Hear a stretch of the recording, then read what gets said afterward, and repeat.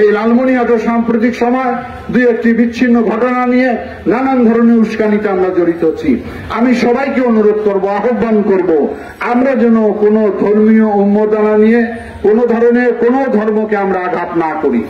আপনি হিন্দু হতে পারেন, আপনি বৌদ্ধ হতে পারেন, আমি মুসলমান হতে পারি, আমরা যেন সকল ধর্মের মানুষকে শ্রদ্ধা ভালোবাসতে পারি।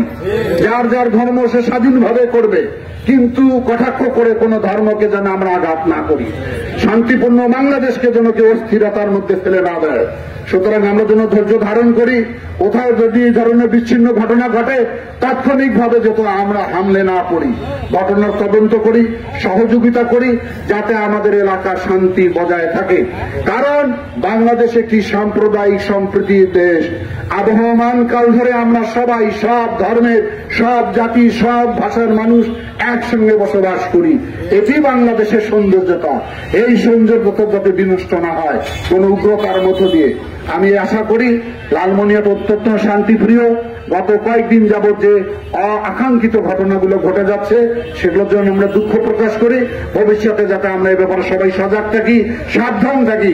আমরা যেন কারো ধর্মের বিরুদ্ধে কোনো খারাপ কথা না বলি, আঘাতপ্রাপ্ত যেন মানুষকে না করি, ধর্মীয় মূল্যবোধে যাতে আমরা কোনো আঘাত না দিয়ে থাকি। এই আহ্বান